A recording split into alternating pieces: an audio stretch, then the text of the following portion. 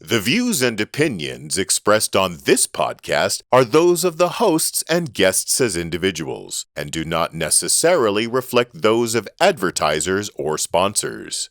This show is intended as entertainment and commentary only. The producers strive for verisimilitude, but nothing said on this podcast should be taken as fact by the listener or viewer without performing due diligence.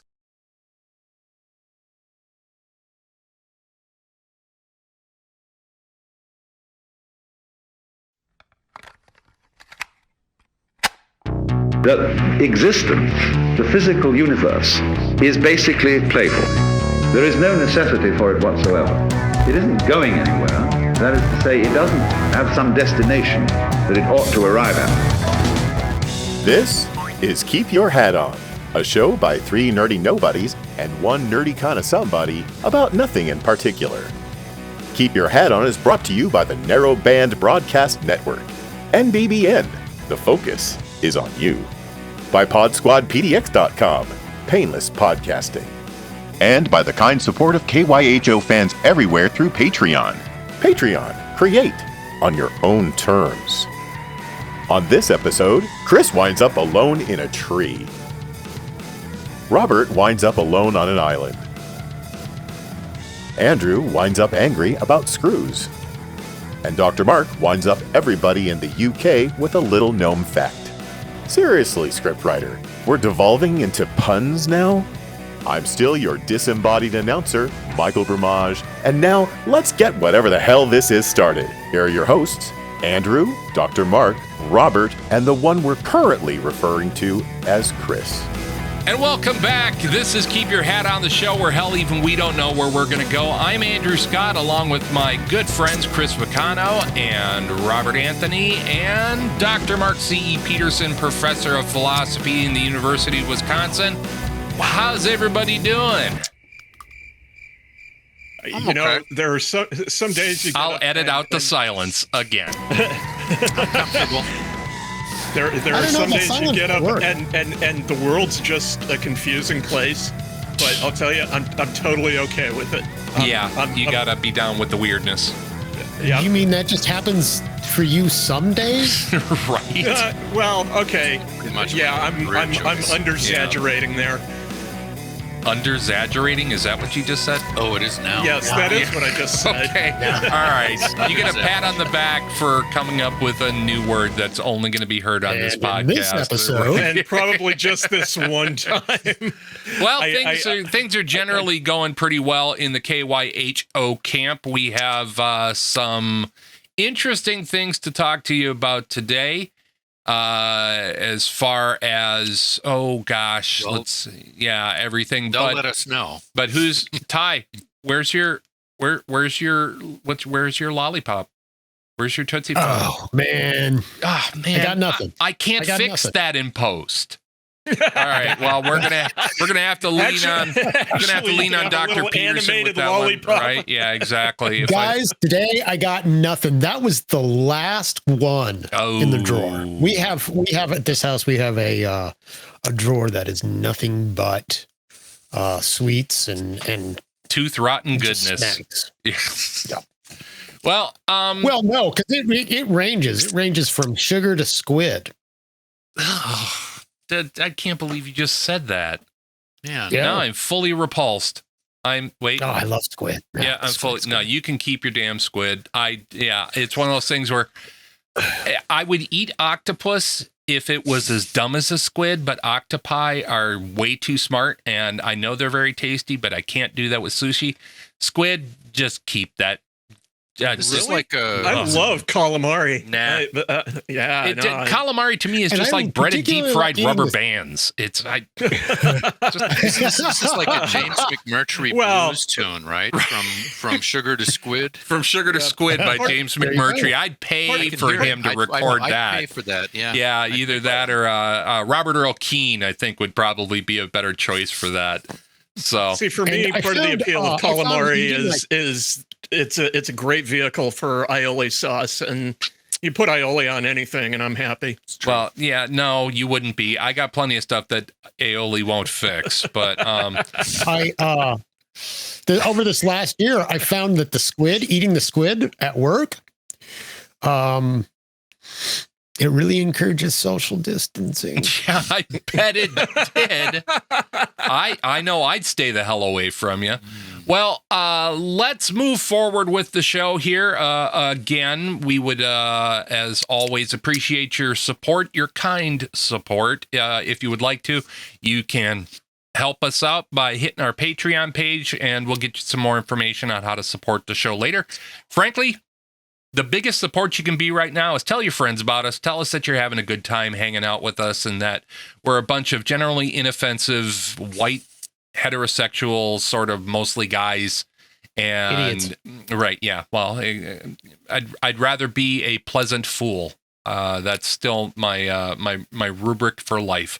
But Chris, what do you got in the can today? What's going on with you? So I've got I hear a little bit of something's come up. I totally did not see this coming. I mean, is really what's going on. So what I've got in the can has to do with DNA ancestry testing, right? You mean like all the ones that you can get online and they send you a like little Ancestry.com, 23andMe, and so on. Right. Yeah. Where those are the two biggest players in the game, I think. Yeah, those are the big players. There are a number of smaller players. Let me frame this in with a little bit of background to sort of shape why shape this story and help you guys understand why this was kind of a surprise for me. So my entire life I've had this idea, I've had this perception that on my mom's side of the family I come from good, hardworking, salt of the earth Scandinavian working stock. Very stoic, but, a kind family, good to each other, that kind of thing. And on my dad's side, I came from old Eastern European, moneyed blue bloods, who not generally very affectionate people, just kind of a tough family to be a part of. But vampires, I got used to it. I was, my perception was, that's certainly cold. Right. This is how blue bloods are. We just it's part of the package. So there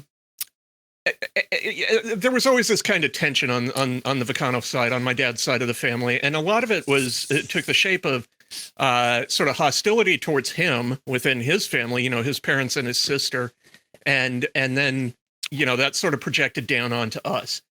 And my dad passed when I was about 20.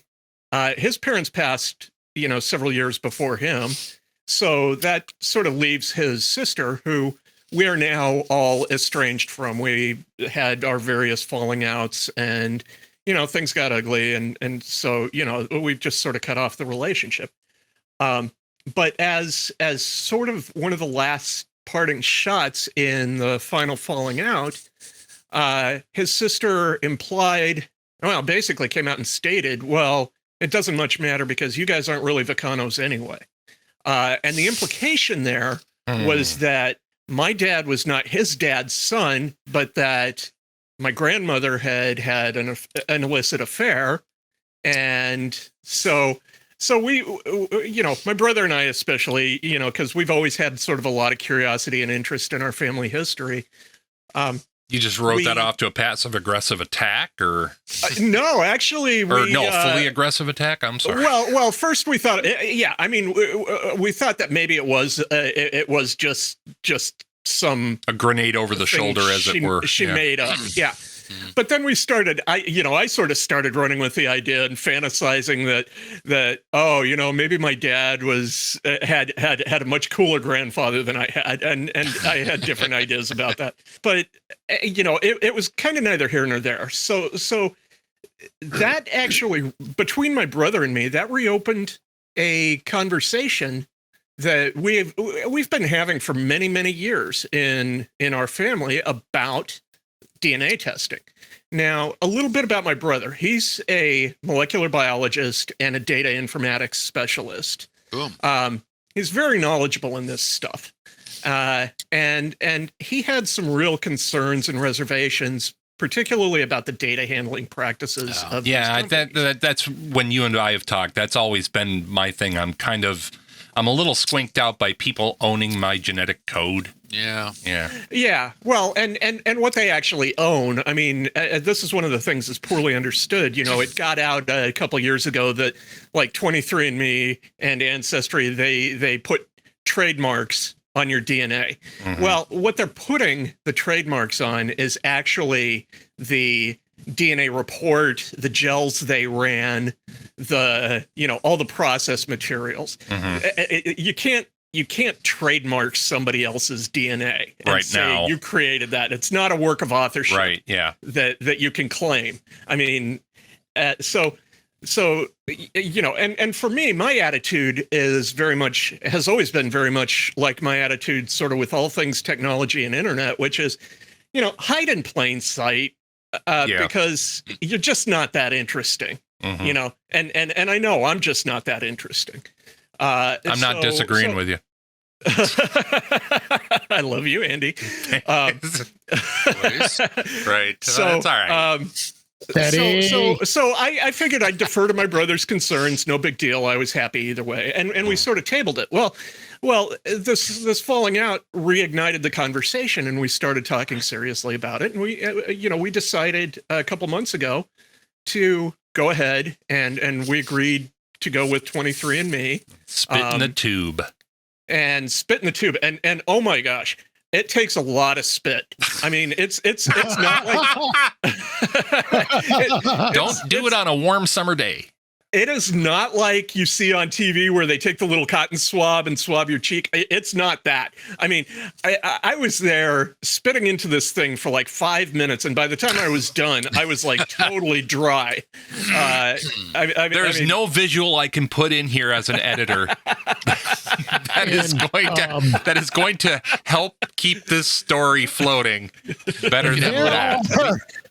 There are some images you just can't get out of your head, Chris. Nope, can't unsee it, even though I haven't seen it.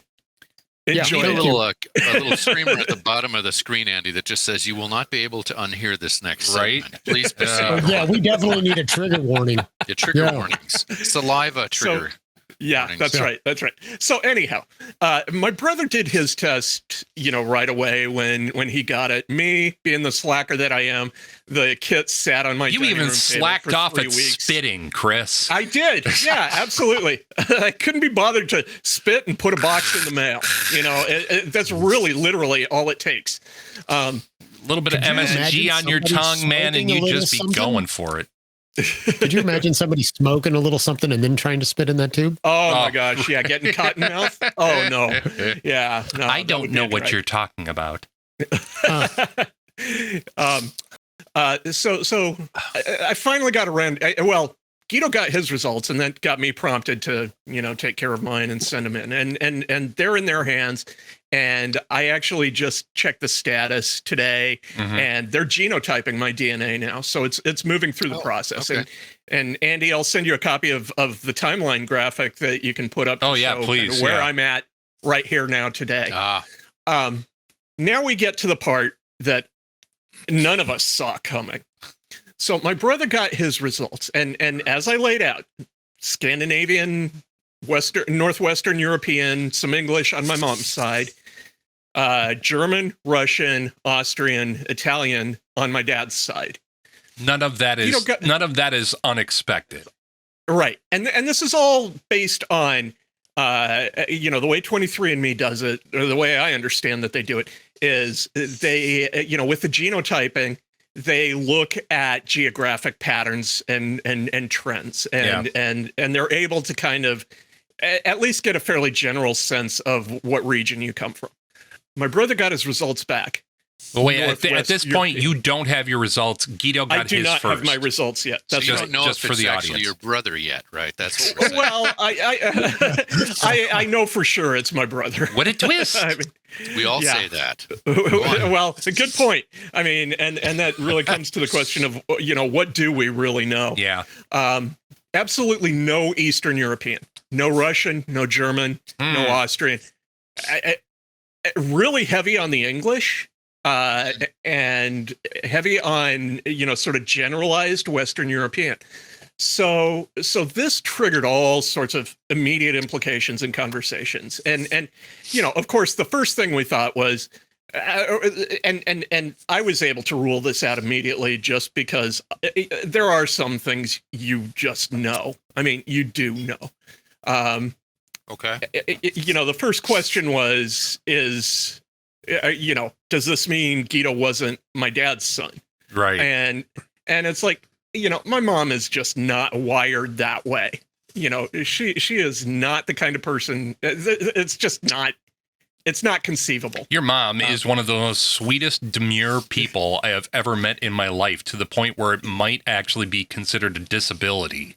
Yeah, I mean, she is so. She just doesn't even have that kind of thing in her reality. Yeah. So I was able to, at least for me mentally, rule that out completely. And so that left really only one other possibility, which is my aunt was halfway right in that dad wasn't his dad's son, but the rest of the story is dad wasn't his mom's son either. Wait, what? And so the suspicion that I have, and this when was your dad born? My dad was born in 1938 in Tokyo. Yeah. So during wartime in Japan, and my theory, and we're looking for my data points to sort of support and confirm this, or at least take us another step forward in confirming it, is that my dad was secretly adopted, and it was just sort of the Vacano family dirty little secret. After I got over the sort of initial shock of, oh my God, what's true? This to me was just a fixed point of knowledge for 40 going on 49 years. Yeah, it's what you built your life story partly on. Yeah, it's sort of how I picture my identity. It's part of my life story. It's and then I started to sort of introspect and think back, and suddenly a whole lot of things started to click into place and make sense. All of that hostility towards my dad, all of that, all of the sort of games and manipulations that went on, with our relationship within that part of the family. Sure. It's suddenly all just kind of clicked into place, and it was like, oh, yeah, okay, I get it. So that's the story. I didn't see it coming. And you don't even actually have resolution on this yet. There's no resolution. All it's done is bring up question. And it's brought up a bunch of questions. If you're like me, one of my things that I enjoy watching is I do enjoy watching genealogy shows. Finding Your Roots is PBS's product, and it's good. Yeah. I tend to be, as an Anglophile, I tend to watch the original British version of Who Do You Think You Are? And we always have, we've had a joke in my watching circle that, there are a couple things that cue the sad and tense music. And they are, and I say this with all due respect to the trauma that some of these things bring along as baggage. I'm not making a joke, but it's especially for European, not so much for American, but in America we've got our own version, because in Europe, particularly in the UK, it's workhouse stories. In the U.S. and in Europe, but more in the U.S., it's, of course, slave ownership. Yeah. The real big one is the Holocaust.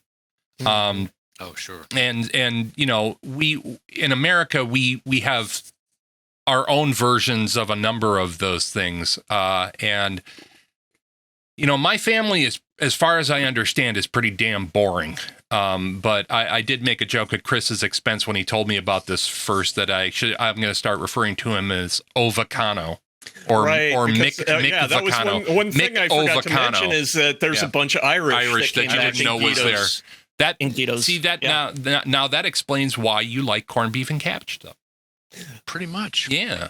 But I guess, Chris, we're gonna kind of have to revisit this, aren't we? You're giving us a bit of a cliffhanger here. Yeah. I mean, it is a cliffhanger, and I expect to have the results by the next time. Are you thinking about by the next show? Are you thinking about like leaning into Ancestry.com and seeing if you can't dig anything up yourself? Because war babies, through our various wars, in World War I, World War II, every single major conflict often generates what is colloquially referred to as war babies. And there was a big trend in the 20s and 30s, the 20s from World War I and the 30s in the conflict leading up to World War II, where it was actually kind of fashionable for particularly American money to effectively go out and buy them a baby. And it was used kind of as a status symbol. Oh, I took in this poor waif from, worn, torn, fill in the blank. And of course, adoption requirements were scant, if any, back then. And so there's a long history of it, but it really messes up people's ability to do genealogy because, before really, right after World War II, there wasn't a lot by way of records for adoptions, and you literally, especially American service women adopting babies from the Philippines before Japan invaded the Philippines. Wow. That was a big thing. Even servicemen adopting particularly Japanese orphans. Yeah. It wasn't just the women, but yeah, Robert has ability to talk directly to that. Yeah, my partner is a direct result of that. I don't know that it was. I'm not sure. I can't really say what the motivation was, but it was in that time period where it was actually fashionable for you to do that. And bringing her over to the United States was not a problem. Didn't become a problem until her adult life when she needed documents and things of that nature. And she says, even though she's naturalized, she says she lost those papers at one point, and it was extremely uphill in terms of it was a steep uphill climb to get her papers back and to get in a position where she had all the documents that she needed. Wow. Yeah. Well, I tell you what, Chris, so much stuff was missing. Yeah. Along this line, to answer your question, yes, I absolutely plan to lean into this and do some research. If anything, I'm more curious and interested in my past. And, one of those events that really clicked into place for me, in terms of what we're talking about here, that I have a new understanding of is the one time I can recall that I ever saw my dad shed a tear was when he was watching Empire of the Sun. Steven Spielberg movie with a young Christian Bale. Brilliant written movie. by J.G. Ballard, who is one of my favorite authors. And I never understood. I mean, I got that. Okay, that kind of happened at the time he was a little boy in Japan, and all of these kind of things.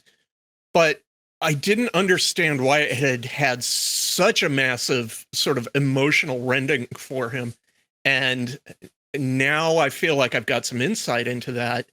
And so that's really interesting to me. And I'm very curious to see if it's even possible to piece together the story of what happened. Yeah, and you might, you have to go into it prepared to get no answers and be happy with anything that you get. But the thing I've learned from all of this is and it was a little unexpected. It's something I probably should have known. Is if you go turning over rocks, you're going to find things that you don't expect to see. Yeah, and they might crawl out. Yeah, they might crawl out in ways that you're not ready for. But anyways, Chris, we're going to revisit this. When you get answers, we'll be interested to hear what they are. But in the meantime, thank you for sharing, Senor Vacano. And we will be right back after this next message. This is the Narrowband Broadcast Network. I'm Andrew Scott. That's Dr. Mark Peterson. That's Chris Vacano. And that is Robert Anthony. And we will be right back.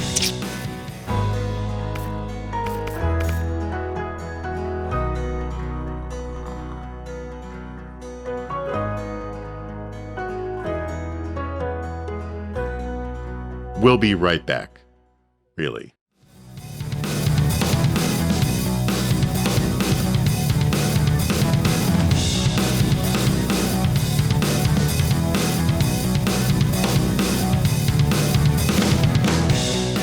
And we're back. Welcome back to Keep Your Hat On, the show where hell even we don't know where we're going to go. I'm Andrew Scott, along with my good friends Chris Vacano and Robert Anthony and our good friend Dr. Mark C.E. Peterson.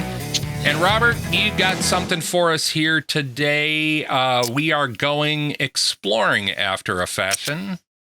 Well, we are going exploring. We're going to talk about places that you're not allowed to explore, which is one of my favorite topics. Yeah. So what you got? Today, I decided I would bring to y'all the Disney attraction that has been left for over 20 years to just decay, called Discovery Island. Oh, I've heard about Discovery Island. Where? Oh, go. This is out in Disney World, out in Florida. Yeah, World is in Florida, Land's in California. Mm-hmm. That's correct. Yes. I'm proud of myself for even remembering that. I've only been to both of them. So I've actually been there. Property. My understanding is if you look at a map of Disney World. Yeah, we'll put a map. We'll put a map up here. Yeah. Be this green glob that is an island, and that used to be an attraction. It's no longer an attraction.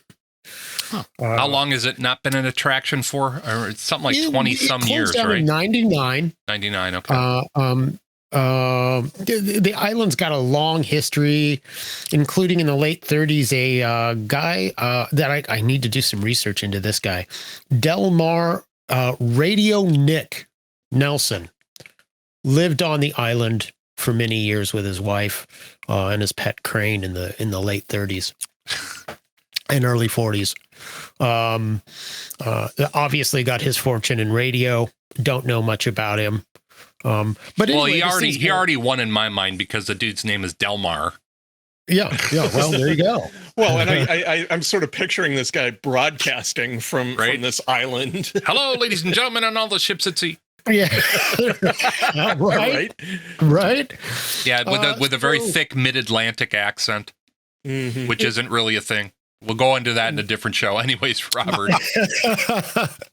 So it went through various changes in terms of names and islands. In 1965, it gets purchased by Disney. Okay, and, so this is not one of Disney's famous man-made things where they just bought something, paved everything, and then built nature on top of asphalt. This is an actual, really existing small island. This was a real island. It was not a man-made island. They do expand the island, however. I'll get to that in just a minute. So they buy it in 65. They call it Blackbeard Island, but they don't do anything to develop it until like 73, 74. They literally just own the thing. They haven't really done much with it. They call it, Blackbeard Island, and they don't do anything with it. Okay. And calling it Blackbeard, I mean, obviously, somewhere along the way, they were maybe thinking about making it kind of a pirate-themed attraction. Well, and Disney was way pirate before pirate was cool. Yeah, I'm not surprised. Yeah, and that's Chris. You're going to come back. You kind of nailed that part of it. In 65 or in 73, 74, they bring in 15 cubic yards of soil, 1,500 cubic yards. 15 cubic yards of soil. I was already disappointed. This is the lamest build out ever. We got a porch. So they brought enough soil out to increase the size of the island to 11 acres. And that was like 1,000 tons of boulders Right. They also brought in exotic trees from China, South Africa, the Himalayas. Oh, glad to hear that they were way ahead on the whole let's keep our native flora and fauna intact movement. Yeah. And then they littered the island, of course, with shipwrecks, because in 74 they opened the attraction Treasure Island. Right. Named after the 50s movie, of course, that they did. In 78, that goes on for a while, for 4 years. In 78, they rebranded Discovery Island, and they start playing the emphasis on animals and botanicals. In 81, they get accredited as a zoological park from the American Association of Zoological Parks and Aquariums. So they actually become a zoo. That island actually becomes a zoo. And if I remember right, I went there in 81 or 82. Did you actually go? Yeah, I did. I did You the were whole. actually on that island? Yeah, and I actually went. I went. Motherfucker. Hey! I was dragged along. I think I've been there too. By the way, Yeah. we stayed at the campground, Wilderness Campground, right across the bay from there. Right, and I I did the under the sea thing too, where you were speaking of those shipwrecks. They have a ride where it's glass-sided. It's a glass-sided submarine. I remember that at Disneyland. Yeah. I don't know that. I mean, it's possible that it was at Disney World too. I was just way more about Space Mountain. That's what I was interested in, and everything else. And Epcot was just opening up. Anyways, go on with your story. Epcot was just, that was the thing I was just thinking about. I was just excited because I was seeing something that was inspired by Bucky Fuller. For sure. But obviously Disney was getting more interested in science, agriculture, technology, that kind of thing, because they're doing this Discovery Island. But also Epcot is very much kind of the educational. It was where you cool went to stuff we're doing. Yeah, in the world. where you went to experience the future. Anyways, Robert, carry on. So, in 87, the last dusky seaside sparrow was on this island and died. And consequently, in 90, they were officially declared extinct.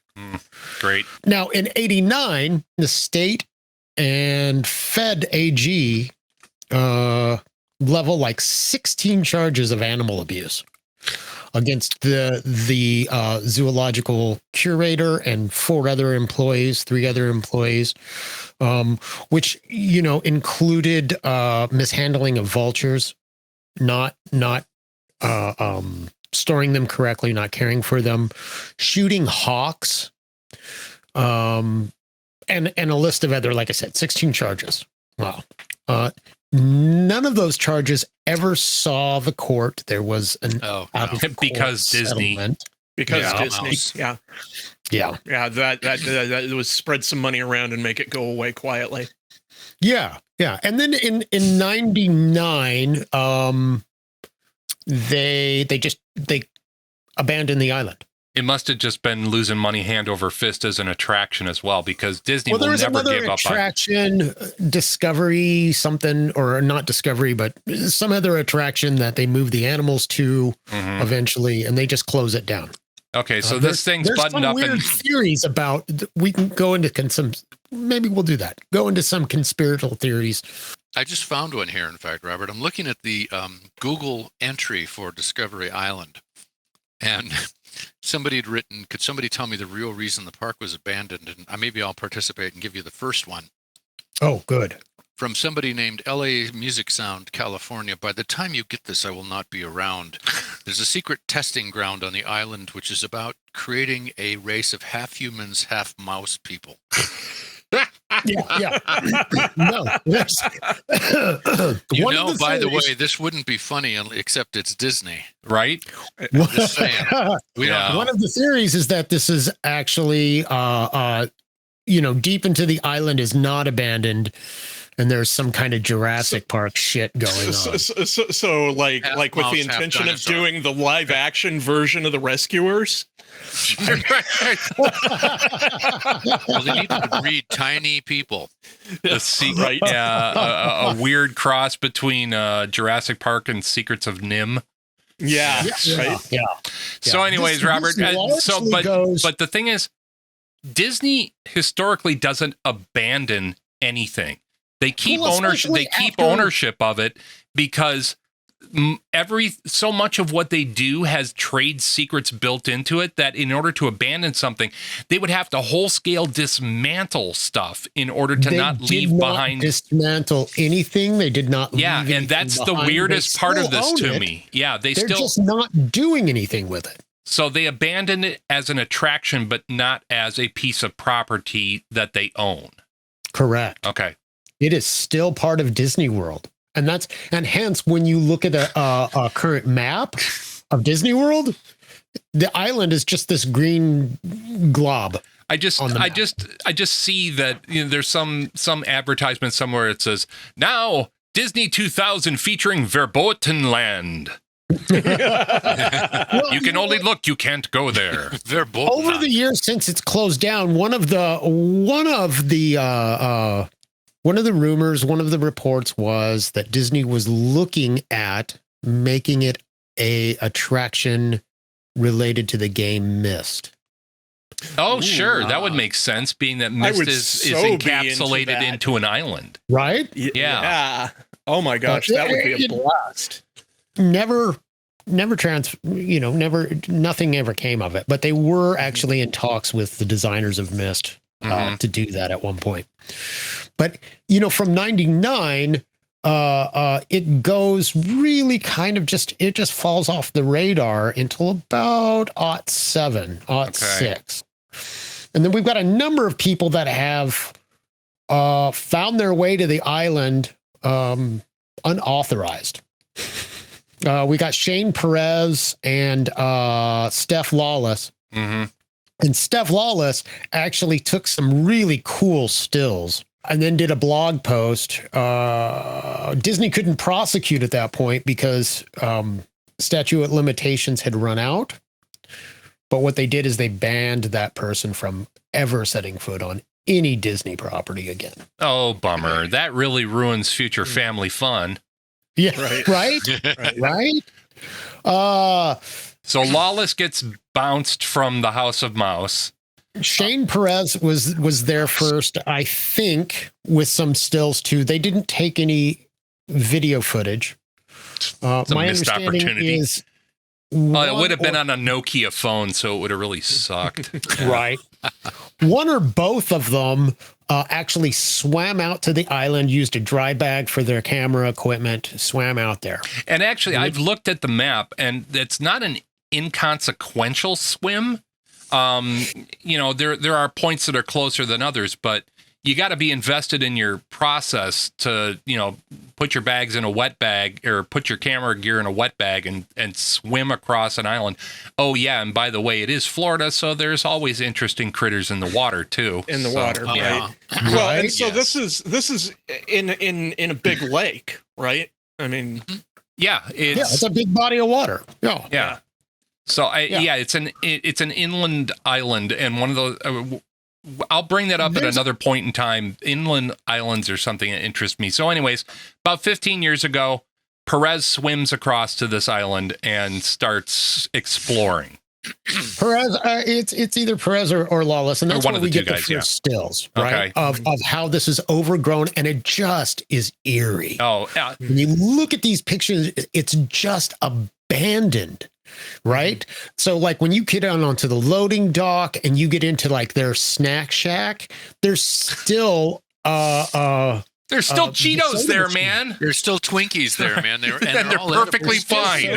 They're fine. Oh, hey, I bet you there's a cache of old Hostess pies too. Yeah. Right? Yeah. There's a vet lab that's still got medicines and things like that. I thought you were going to say dogs in it, dogs in cages. No, but there's this weird, if you look at one of the videos, and we'll link to the videos below. We'll have them in the bottom. But there's there's like a Mountain Dew can or a water can or something like that, and it's got a snake in the bottom, and it's still got fluid in it. Okay. It's weird, eerie stuff, right? Like kind of post-apocalyptic. Yeah, very, very. There's like an old incubator that has been just left. It's like they left in a hurry. Now we know where Jeff Goldblum came from. Right? Exactly. This is actually part of a new attraction called Shadow World. Right. Yeah. It's It's just the overdone. upside down. Well, and see, I'm just getting overwhelmed by the temptation to slip out to that island myself. Well, we're all going, I think. Right? That's our first field trip. Put a bunch of little triangular stick figures bound together, hide them in the trees and make it all Blair Witch. It's only a matter of time, though. And mark my words, it's only a matter of time before somebody gets up there with a drone and does some high definition flyovers of this. That would be really cool. I'm surprised that hasn't already happened. Well, here's the deal. Particularly Lawless. Lawless says now, he told the BBC at some point that, security is now really ramped up. Yeah. Right. They got boats on the water. They're doing, they've got some. I found one. There's a bunch of just Google up drone Discovery Island, and it kicked up a whole ton. Well, there you go. Oh, sweet. See, I was right. Now you're on. Past me was right. Holy cats. I'm curious to hear more about and explore is this idea of the Disney police, right? Or the Disney Secret Service. That is a real thing. That is kind of a real thing, and you do not screw with them. And I will have to tell you that story at some point. Notion. Yeah. So where does this take us to, Robert? Well, let's see. Oh, then as we were talking about people that have made it, one of my favorite pieces, it's a video, Mark Sanswa, and you can find him on YouTube. We'll link down below. He actually made it on, and I don't know how he did it. I would really love to talk to him. Made it on with his video camera and a friend, and they did some taping. And they actually taped their walkthrough. Obviously, they didn't make it through any of the other. Do we know when that happened? This is more contemporary. This is a couple of years. From what I understand, this happened in like 2013. Yeah, I was just going to say, if I remember right, it was about 10 years ago or so, a little bit more. Yeah. And recently, as April of 20, there's a guy that got on there. What's his name? Give me just a moment. I can find him. Yep. This Richard McGuire. Okay. Who's consequently also did a YouTube video while he was on there. He planned to just kind of, since the place was on lockdown, he went out there, thought he would, and the police came and got him. So he got arrested for the trespassing. At any rate, there's a big, like we were talking about earlier, there's big speculation. This is not a typical Disney move to just abandon those things. Something that they put so much money into and have spent so many years trying to keep it afloat. And so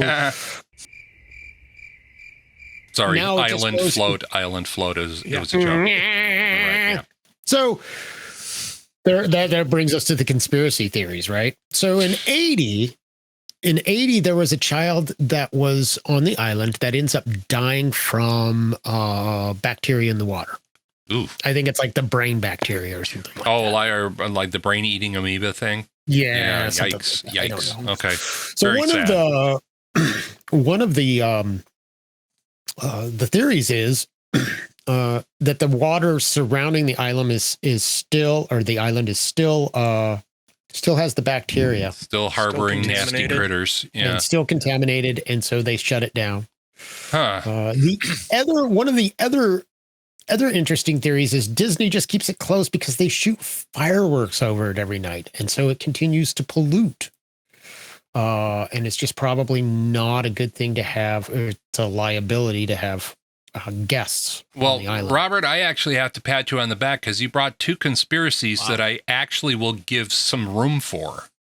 And then we have, the outlandish that it's a Jurassic Park thing, that there are things on that island and that there are secret experiments still going on that island, and that are not meant to get off of that island. Right? They involve Twinkies. They involve.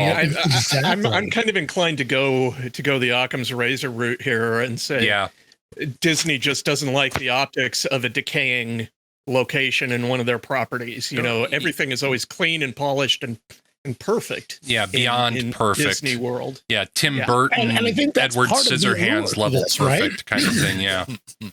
Here we are. This is part of the allure, is because everything is so neat and shiny. That seeing anything from Disney being decrepit and falling apart is unless it's intentionally decaying and falling apart, and even that is done perfectly and pristinely. You know, this is probably the most public of Disney's little dirty secrets and hidden places. You know, they have the 36 Club. I think it's the 36 Club. Yeah, we'll definitely have to visit the 36 Club at some point in time, because it is pretty damn crazy. And that's real. Yeah, no, that is full on real. There's no conspiracy involved. Yeah. But I think the aliens created it, but no, they didn't. But I guarantee you mark my other words. I imagine that island has something to do. I believe that's probably where they let Johnny Depp go get an all new tattoo set. Anyways, tell you what, we will revisit this when we have more information, but we will be right back on the Narrowband Broadcast Network. That's Rob. That's Dr. Mark. That's Chris. I'm Andy. We'll be right back.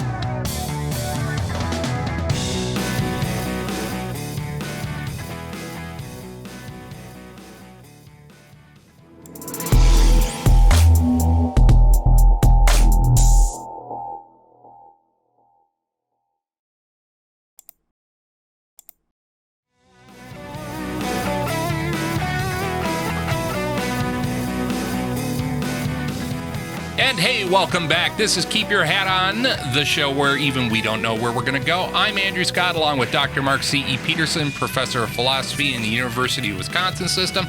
Chris Vicano, my good friend down the street, and Robert Anthony, my good brother, a little bit further down the street. Anyways, so we just finished up with what had a little bit of a conspiracy flavor to it, and human chimeras, right. What would you think if I, of all people, brought a real conspiracy into the mix?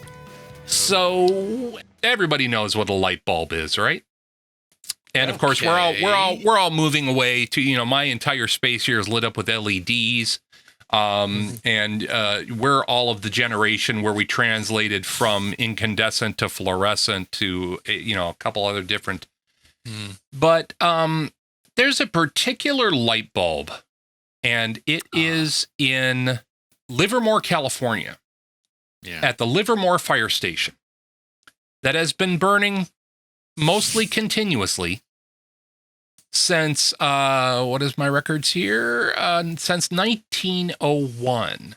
Wow. This bulb has been burning at a low capacity, but it is a handmade bulb that has been burning continuously. There was a time where they had to take it down to move it. It's been in a couple different locations, but it's always been under the care and feeding of the fire department.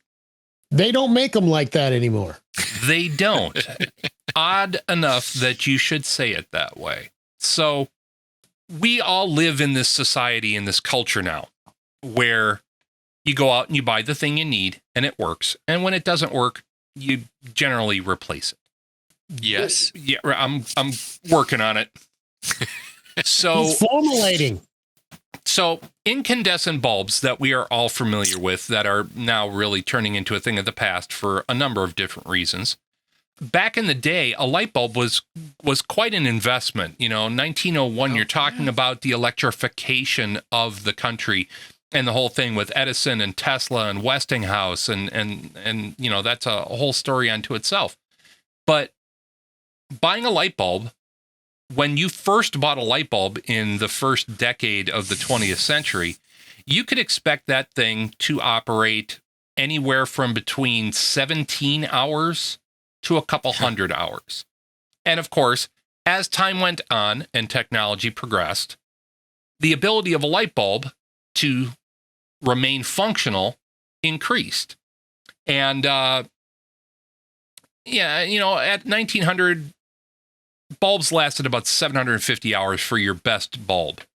By 1920, bulbs lasted well over 1,500, sometimes 2,000 hours.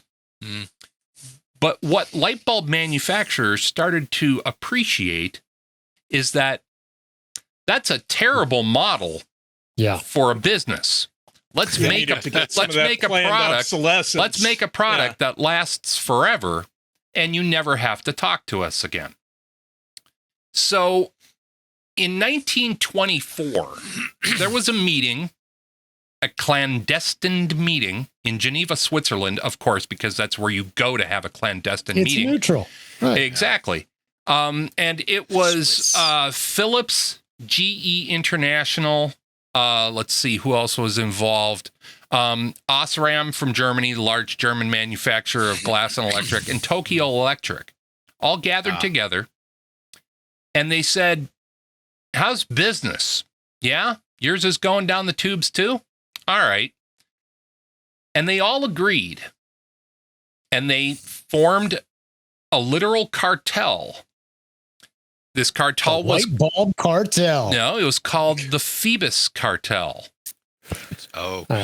Mark? Sun. Greek again. Yeah. Phoebus was the Greek god of sun and light. Oh. And clever buggers. They came up with a plan. They all agreed to keep their light bulbs to where they burnt out at about 1,000 hours of use. And not only that, every member of the cartel had to agree to send in a random selection of bulbs from the manufacturing process to be tested. Oh. And if your bulbs were a little bit over 1,000 hours, you were kind of okay within a margin of error. If it was beyond 1,000 hours significantly, you were fined. It wound up being that I believe it was if you were over 3,000 hours, you were fined 200 Swiss francs for every 1,000 bulbs you sold in that quarter. So it was a significant thing. That they were. To borrow from the end of the Cold War, it was a trust but verify kind of deal. It was very much a trust but verify thing. Now they all agreed to keep their bulbs at 1,000 hours, and by 1935, the average light bulb light decreased to about 1,200 operational hours. In that time, both costs of components and manufacture went down. Yeah, the cost of light bulbs went up. And it was all due to the agreement of this cartel. Now, this actually enters into a realm of what Chris said earlier. We have a term for this now, and it's called manufactured obsolescence or planned obsolescence. Yeah. Now, you'd think that and the cartel collapsed between 1935 and the Second World War, mostly because Osram and Tokyo Electric were on one side of the conflict, and of course, the UK and the US was on the other, and so partnership kind of dissolved. But you'd think that would be the end of this conspiracy. What? Wait, it's not? Right, exactly. And part of that is because it's so effective as a business model that other people started taking it up quietly in back rooms as well. And one of the great examples of that is, of course, there's a very famous quote by Henry Ford. You can have any color you want just so long as it's black. Ford, when Ford Motor Company really started up, Ford actually had it in his mind. Number one, he aimed cars not as luxury items, but he aimed them for the common man. His goal was that you would have to buy one Ford in your entire life, and that the average working man could afford it and could afford to take care of it and could afford to repair it. Ford was very progressive when it came to getting repair parts out to their customers, to the point where you would have a Ford van drive up to your house and bring you the linkage that broke, and you were allowed to fix it yourself. The idea of a garage full of professional mechanics to take care of your vehicle was not in the cards yet. Times have changed. Oh, right. And that's really where it brings us to today, and something that I want to talk about and champion. They're not even called mechanics anymore. No, they're called technicians. Yeah. But there's a reason. It brings up something that I am really kind of passionate about. I'm a tinkerer and a fixer of things myself. And this brings us to this movement that's called right to repair. Yeah. Because if you think about the stuff that you have in your life, the things that we use on the day-to-day basis, how many of those do you think that you could actually repair yourself? And this goes directly to what Robert was saying, in that we refer to mechanics now as technicians, because there's very little mechanics going on. There's a lot of technology going on. And, I drive an old 1994 Ford Ranger pickup. It's one of the last vehicles that I've ever owned where I can still get in under the hood and identify most of the things there. I can't do that anymore. Right? Either. Well, and the other vehicle that I drive is a Prius. Fucking forget about it. Yeah. But if any of you guys grab your phone, can you take the battery out of that phone? Mm-hmm. Can you even get into that phone? Yeah, not anymore. Can you pop the back of that phone off? Figure out how to open the case. No, exactly. Well, there's a bunch of YouTube videos that. Yeah, and those are the right, and those are the right to repair, folks. That. But however, you immediately void the warranty. You void it, and you give up and surrender any ability to make a claim of functionality to the manufacturer. And it's to the point where there's a whole different set of hardware now that us great unwashed don't have access to. And a great example, this whole thing really started off, this understanding of how it impacts our regular life started off back in about, I want to say 2003. There was a video by a team of brothers, Casey and Van Neistat. And this was a number of years before YouTube, keep this in mind. So 2004, we were all running around with iPods. Remember those? Yeah. And in 2003, Casey Neistat got himself a nice new iPod. And about 18 months into using it, the battery died. And he called up. He called up Apple and he said, "I've got an iPod. It's under 2 years old. The battery's died. What do I do?" And the Apple representative said, "Go out and buy a new iPod." And he's like, "Wait a minute. There's no way I can't send it to you guys and you can replace the battery?" And he's like, "Oh, sure. It'll be $250 plus a mailing fee." Mm-hmm. And the technician, the representative of Apple, right then and there said, "So for that price, you might as well just go out and buy a new iPod," because the price of a new iPod was like $275. Mm-hmm. So to just replace the battery, we're talking like a Gen 2, Gen 3 iPod. Yeah, right? We're actually it was let's see, my records say that it was the Gen brick. It was the fourth gen iPod is what we're talking about. It was so early generation. Commensurate with the release of the iPod Nano, the little stick. Oh yeah. So he made a video and posted it online. And even back, this is like 3 or 4 years before YouTube, this thing got 6 million views. And it really pulled the curtain back on Apple. And Apple is really one of the most egregious examples of this. There's some question right now about whether or not you actually own your smartphone. Yeah. Oh. Think about this.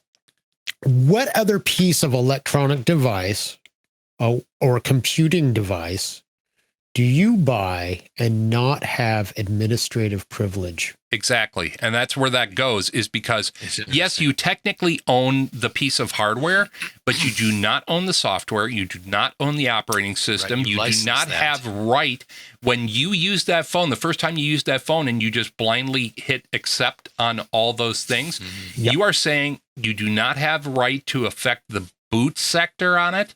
You cannot modify the operating system in any way. So you technically own it, but you effectively are leasing it up until such time as when you own it yourself. And of course, this whole thing with iPhones is one of the most egregious examples of this. In 2017, Apple pushed out an iOS upgrade that essentially bricked people's phones with an error code 35, I think it was. And what it was doing is if you took your phone to be serviced by anybody other than an official Apple property, it could tell. And this was mostly due to replacement of batteries, because back in 15, 16, Apple's batteries were garbage. They would go down. Or even jailbreaking it. Yeah. Or even jailbreaking it to be multiple. But yeah, it could sense. It could sense that your phone was using a new component that wasn't factory installed, and they bricked your phone. Wow. And they there were other instances where Apple did this as well, where if they didn't brick your phone, what they did was they dramatically slowed down your processing speed when they found that you were using software or other apps that were not officially released through the Apple Store and paid for. So open source things, and it wouldn't just slow down those apps; it would slow down all your apps. And since then, so it's punitive like AT&T, jailbreaking. What's that, Robert? I was going to say that companies like AT&T, what they've done is, and most of the major carriers do it now. What they do is they lock up the bootloader. Yeah. So that you cannot get in and root your phone and have those administrative privileges to change the operating system to a more updated version. Even when there's a difference. There's a difference between unlocked, meaning that you could take it to any carrier, and there's a difference between that and having the bootloader unlocked to where you can access it to root it. Yeah. Because they have a vested interest in keeping you from rooting your phone, because you can. I mean, there are a number of ways now in backroom channels to get it to where your phone will work on any carrier all the time, irrespective of what SIM card you have in it. Yeah, this right. And Robert, this gets to something that surprised me a couple of years ago. I had a couple of iPhone 8s that I wanted to sell, and had to get them unlocked. And it's a multi-step process. I mean, it is really cumbersome. Oh, I had to do that. I had to do that a year ago with carrier. Yeah, I had to do that a year ago, and it was. You have to get Apple's blessing on the unlock. Yeah, and they're always keeping their finger in the pie, even after you've purchased the pie and taken it home. But to get back to the car thing, up until about 1935, all cars were just black. All Ford and most American car manufacturers were all black. It was only after World War II where General Motors came along and started offering custom car colors, or not even custom, just different other than black. And that also goes back to they understood, and I believe there's a quote somewhere, I'll try to find it and fly it in here, of the president or CEO of GM, saying, I want to get it to the point where the color of you wanting the color of the car makes it so that because the average lifespan ownership of a car at that point in time was about 5 years. He wanted to get it to where you felt compelled to get a new car every year in order to keep up with color trends. And so it was a planned obsolescence based on style back then. And honestly, if you think about it, that model is still at work today. My phone that I'm using now is a Samsung Galaxy 20s Ultra Super Duper thingy dealio that I still only understand about 10% of. I'm not one of these people who goes, I need the best, newest, brightest, shiniest thing. I just want my damn thing to work. But Apple is now redesigning iMacs. They're bringing back the color choices of iMacs like they did when they first came out with the iMac at the Millennium. But they're also doing it with phones. You're going to be able to get the back side of your phone be a particular color now. And they're going to be rotating those color options so that you feel compelled to abandon a perfectly useful piece of technology simply for the sake of being up and on point with fashion. Yeah. But, the right to repair movement goes all the way down to things like screws. If you look, because again, right now, if you own an Apple, like a MacBook or a MacBook Pro, and your battery starts to die, there's no way for you to get inside. You can physically get inside your laptop. There's no way to remove the battery yourself because they use proprietary screws. And these screws are interesting. They're colloquially, or in industry, they're referred to. Let me see. Where's my thing here? Yeah, the days of Phillips screws are over. These are pentagonal screws. Yeah. And they're a lot of people, if you've done any kind of construction work, you know that the bane of any builder's existence is the slot head screw. There is more cursing that comes out of slot head screws sliding out, and Phillips changed the world, the Phillips head screw. But most builders, if you're doing any kind of real construction, like deck or anything, you use something that's referred to as a Torx screw, which is a six-sided star screw. Yeah. And Torx has actually become very popular in tech building because there's just much better fitting and purchase on a Torx head screw. But now used to use Torx screws. Yeah, Apple used to use Torx head screws until they realized that too many independent shops had Torx head screwdrivers. And so they went to what's referred to as a Torx security screw, where the Torx bit is the same, but there's a little pin in the center, so you, home consumer, cannot get your Torx head screwdriver in there. And when Torx heads, what? I think I have one of those. Yeah, but the thing is, you dimple in there in the middle. Yeah, exactly, and that's why now they won't work either, because now Apple is using these pentagonal. They look like little daisies. They're little rounded out flowers, and those are very hard to come by. You literally you need to order them from offshore and get them. And again, if you do anything, you void your warranty. Now, those same daisy shaped screws, they're not good enough either. There's now a new screw.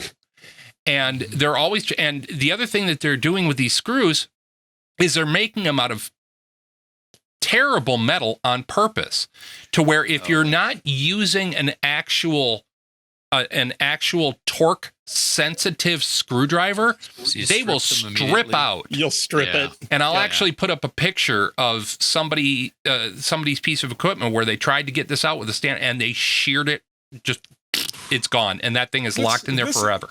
But the right to repair is something that's actually pretty important to me as a person who feels that the consumer, generally speaking, has been both programmed and coerced into giving up any sense of agency when it comes to the property they own. I was just going to say, this is an aspect of dumbing down society. Well, it's not only dumbing down; it's a bait and switch. No, I'm going to start of repair is gone. What are you saying, Mark? On this even harder. Yeah. So, the Frankfurt School was a bunch of guys in Germany in the 30s at the university there in Frankfurt, and they ended up in the U.S. and stuff. Famous guys like Adorno and Horkheimer; those are the names. Yeah. But they made this observation that one of the things that happens with capitalism in the 20th century is that capitalism used to like build stuff, make stuff, and then sell it to us. And that what's happened in the 20th century is that we have become the product. We're the end product. Yeah, I was just going to say what we wound up building is a nation of consumers only. That's it. And so they build this stuff to make sure that they're building us as consumers. And so all these other little tricks sound like they're trying to find clever ways to sell us more computers, but that's not the reality. The reality is we're the resource they're mining. By using these other things. I'm just all over this, Andy, because I have this little full names. I have this little Dell XPS 13, which has been an awesome little box. I've never been an Apple person because I haven't been able to figure out why I would pay $1,000 more for something that does the same thing. Just saying. Right. Just saying. We'll fight that at another time. We can arm wrestle about that later. But so the case started expanding, and it's like, so the battery's expanding, right? Right. And so I fortunately have lots of friends who are like computer guys, and they set me on to, and we can figure about this. But if you've seen, I put it up in the chat window, ifixit.com. Yep, and it's actually where I was going to go to. That's how I'm going to close because. Okay, well, I'll just finish with this then. I have a question about Apple though too in South Park, which came back to me. When I got the battery for the replacement battery, because I've rewired my laptops before for the video camera and stuff, so it's like I'm pretty comfy doing this stuff. But I had to get the special screwdriver set that goes with this to do the battery replacement. And you went to ifixit.com. Yeah, there's iFixit has got everything. They are a fantastic group of people. So should I mention the South Park question here? Oh, please. You guys were talking about, so you were talking about because this is of course what happens with the iPods and everything. This is 2016-17, right? Where the minute you click accept, right, you no longer own anything. And did you see this? This triggered this. Did you see the South Park centipede, human centipede? Oh episode? Yeah. Where it's you click on the Apple accept thing, and now suddenly Steve Jobs wires you into this human centipede experiment, and they would show up at the house and they go, "What do you mean?" And it was like, you clicked accept. Well, and it's a larger metaphor. It is a larger metaphor. Here's something that I think none of you guys actually appreciate or even know about, and this is something that I only discovered about a month ago. If you live in Alaska, New Mexico, Arizona, Utah, Wisconsin, Michigan, Ohio, Louisiana, Alabama, you have no right to repair anything that you own that the manufacturer tells you that has no serviceable parts inside. Holy crap, really? By state law, you have no remedy. And oh shit! Put the link up for that because I will do. Places. Yeah. The only places that you can really do it in this country, if I haven't mentioned your state out there, dear listener / viewer, you're kind of out of luck right now. If you're not in Washington, Oregon, California, Nevada, Montana, Minnesota, Oklahoma, Kansas, Nebraska, Arkansas, Illinois, Missouri, Texas, Hawaii, Florida, South Carolina, Maryland, Delaware, and all of New England, save Maine.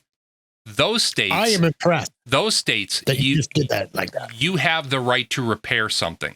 But if you're not in one of those states, you either have no right to repair, or your state is currently or historically has been trying to introduce bills that would give you right to repair privileges. And again, that to me just sounds weird, saying right to repair privileges. I don't have a right to repair my fucking toaster.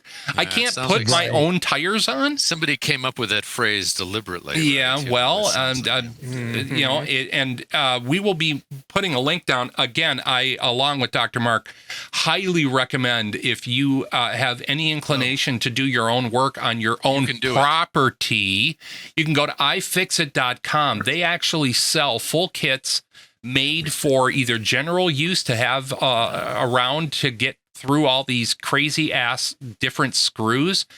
They will give you, if you're like me and you're an iMac user, I'm staring down the barrel of having to replace my hard drive in my iMac.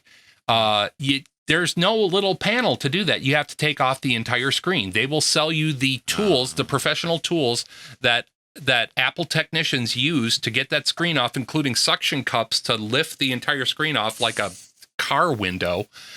Suction cup. Yeah, and there's also a great resource for understanding just how deep this insane evil rabbit hole goes.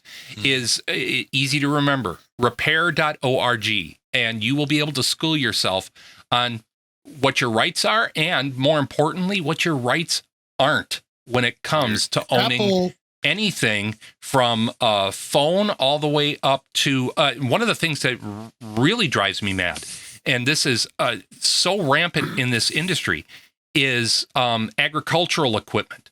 If you buy a John Deere combine and you do so much as turn a nut on something, you're screwed. We're talking about a piece of equipment that costs the better part of $500,000, and your entire livelihood depends on it. Yeah. And if something falls off of there and you put it on yourself, you are out of luck. I really encourage everybody to take a look into this and talk to your representatives when you have their ear, or send them an email, because this is one of the ways where society starts to grind to a halt. If you don't even have the ability to fix something yourself that's broken, well, there's something much bigger broken about life than just your toaster oven. Tell you what, everybody, we're going to be right back on the other side of this. This is the Narrowband Broadcast Network. We are the guys from Keep Your Hat On. Dr. Mark, Robert, Chris, I'm Andy. We'll be right back.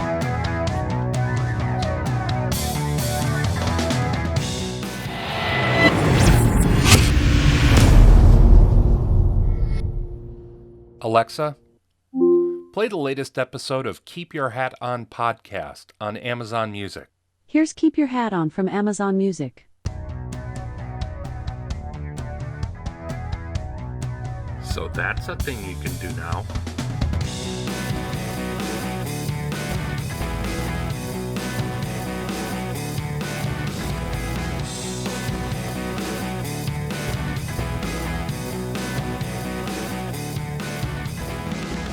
And welcome back. This is our last half of the first half of the second quarter of Keep Your Hat On, the show where hell even we don't know where we're going to go.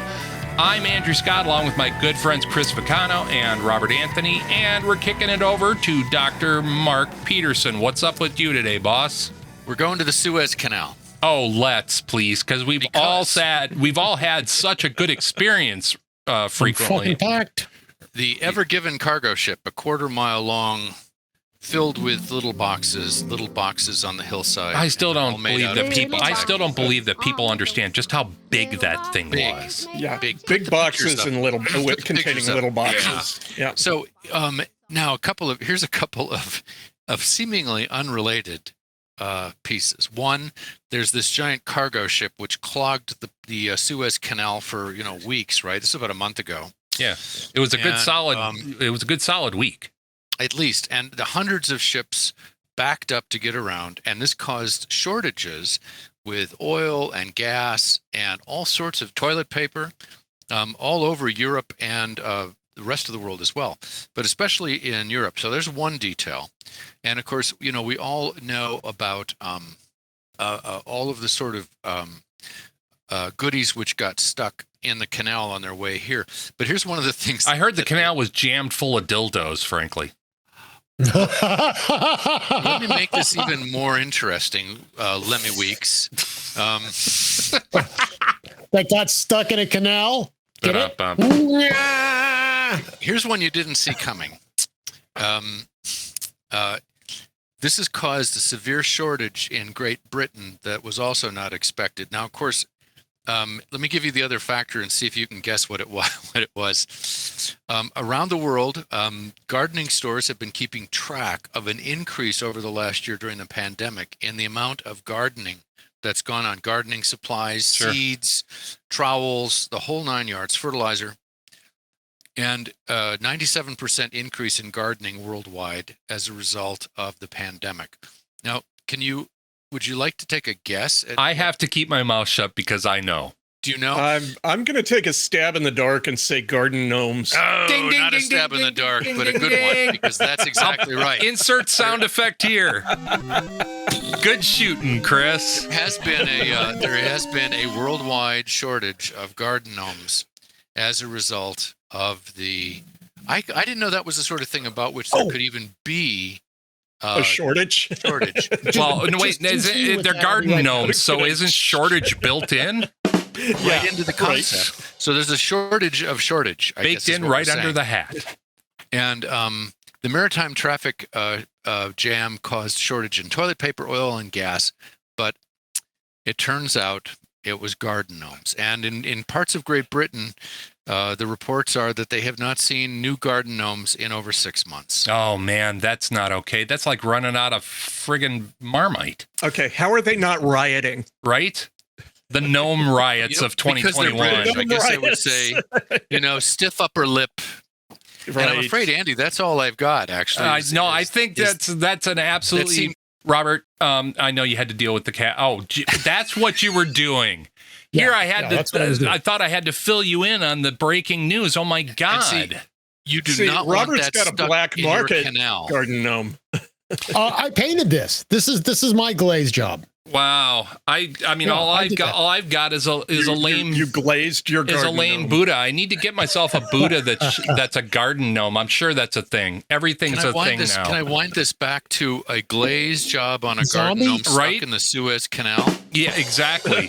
With a pile of dildos behind it. Well, folks, you've wasted another perfectly good hour hanging out with us. Good night. And boy, that's I do 2 shows. Fast. 7 and 9:30, Try the Veal. Thanks again for hanging out with us, everybody. This has been Keep Your Hat On, the show where we don't even know where we're going to go. I'm Andrew Scott. That's Dr. Mark C.E. Peter Gnome. That's Chris Vicano, and that is Robert Anthony. We will talk to you again real soon. Meanwhile, keep your hat on. We might wind up miles from here. Get your shot. Take care of your fellow man. Keep washing your hands. And again, thanks a lot for being here. Bye-bye, everybody. Well, there's a chunk of time you can't get back. From Portland, Oregon, this has been Keep Your Hat On, a big little show about a whole lot of nothing in particular. Keep Your Hat On is a narrowband broadcast network production in association with PodSquadPDX.com. Andrew Scott, executive producer. Robert Anthony and Chris Vicano, associate producers. Our theme music was written and produced by Andrew Scott, along with help from Ron Kajawa. Website design and maintenance by Vicano Creative, Chris Vicano Webmaster. Available at VicanoCreative.com. Audio and video production by Andrew Scott, available at AndrewScottMedia.com. Got ideas or comments for the show? Email us at talkback@kyhopodcast.com, and don't forget to like, click, and subscribe. On behalf of the boys, I'm your announcer, Michael Brumage. Thanks for listening. I guess. Perfectly good way to go out, boys. I thought that would be a nice out. It was. It was a nice gentle, awesome. Nice gentle landing. You brought the katana in? Jeez. I've been using this to explain to my students how they're supposed to edit papers. Finish it. NBBN. The Narrowband Broadcast Network. The focus is on you.